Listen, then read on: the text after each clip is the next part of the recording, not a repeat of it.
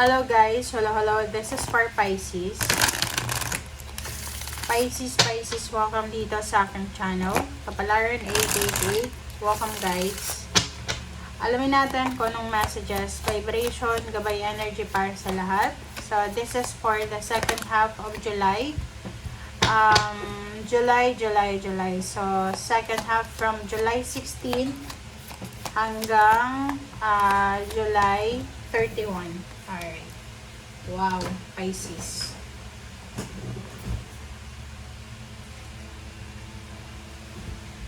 Alright. So, yung first two cards mo, yung first two cards natin ay shape shifting and celebration. So, parang nasa cloud 9 ka ngayong second half ng July. Etong barahang to, na dalawa is yung ito yung energy na parang nasa cloud 9 ka. Pag yung pakiramdam natin is parang nasa cloud 9, sobra-sobra tayong masaya. 'Di ba? Full of happiness. May mga pagbabago. So, pwedeng unexpected na mga changes ito or expected mo na mangyari sa second half of July.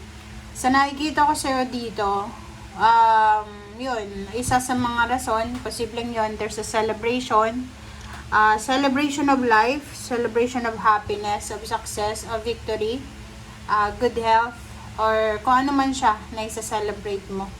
So, sa nakikita ko sa'yo, pwedeng yung iba, mayroong matatanggap na proposal, business, love, collaboration, parang ganon, promotion, salary increase, travel, you're celebrating, parang ganon. So, please comment down below if you resonated dito, Pisces. Okay, congratulations sa inyo guys. Congratulations. Yung mga Pisces dito na habang nanonood ngayon, malungkot kayo, huwag kayong mag-alala kasi sa second half of July, magiging masaya na kayo. Okay?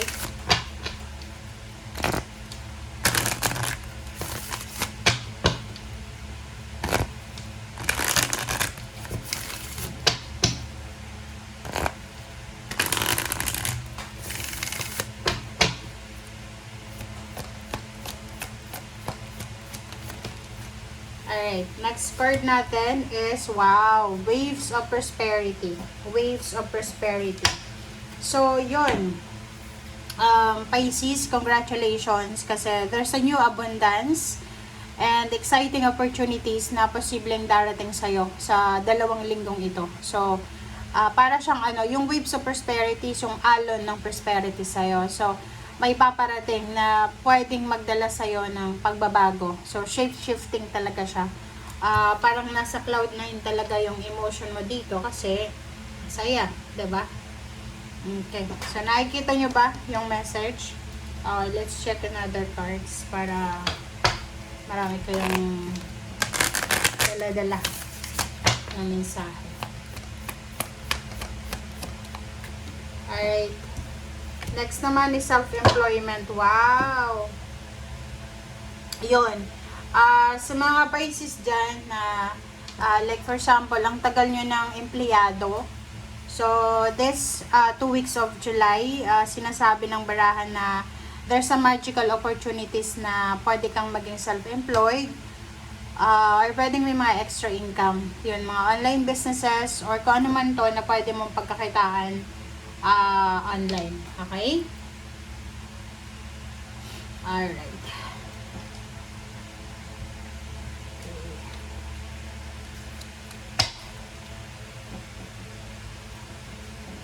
Alright.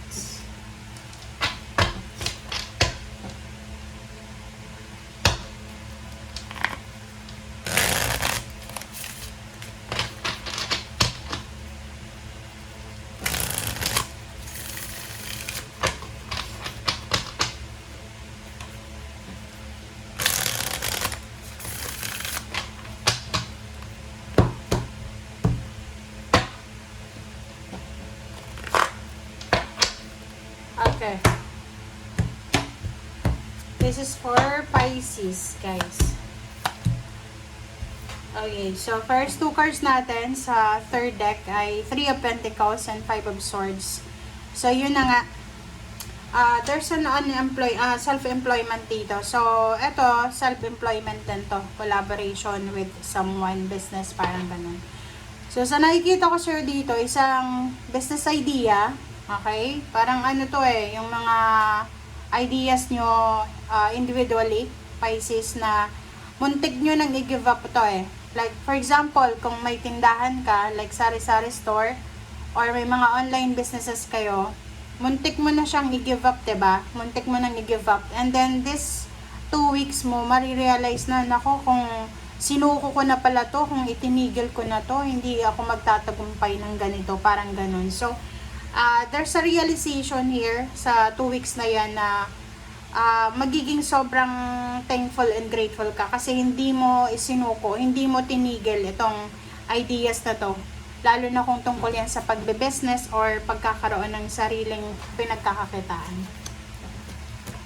Alright, so nakikita ko sa'yo dito, sa 2 weeks na to, siguro magre-reminisce ka. This is reminiscing of your past.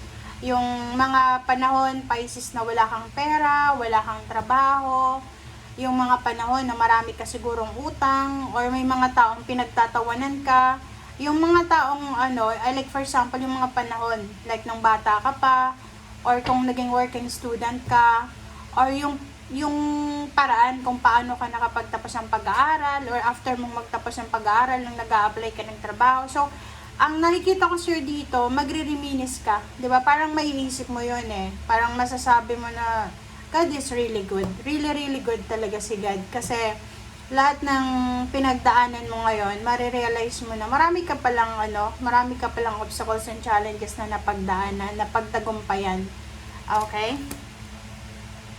Alright, and next naman is Page of Pentacles. So, moving forward ka na para sa yung future.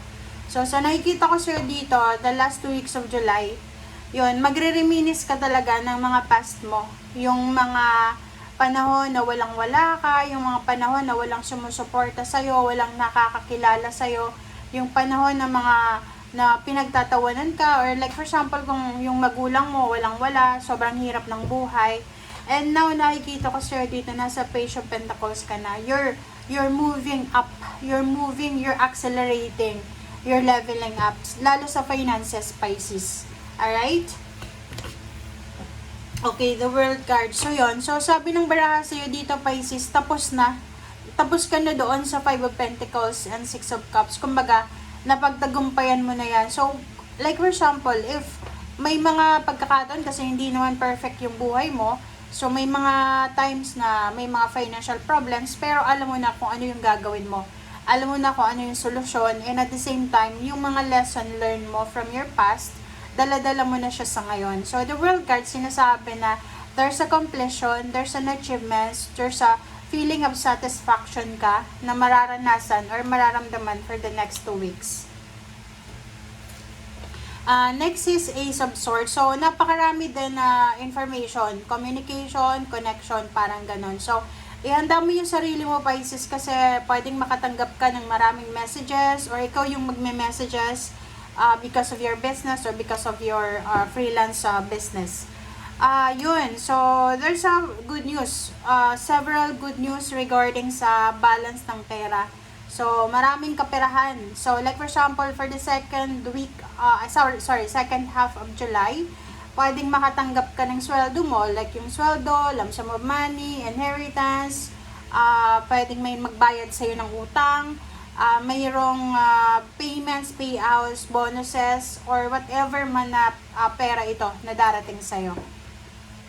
Okay, Page of Wands. So, nakikita ko sa'yo dito, sobrang exciting yung paparating na future sa'yo. Hindi lang para sa pera, kundi para sa trabaho. Kumbaga, sa mga susunod na buwan na taon, mas lalo ka pang may excite, mas lalo ka pang magiging motivated na mag-level up sa buhay. Kumbaga, ang nakikita ko sa'yo dito, Pisces, ikaw yung klase ng zodiac sign na the more blessed ikaw, the more kang motivated. Kasi may mga tao na biniblessed sila, and then once they are blessed, tumitigil na sila kasi nakuha na nila yung satisfaction.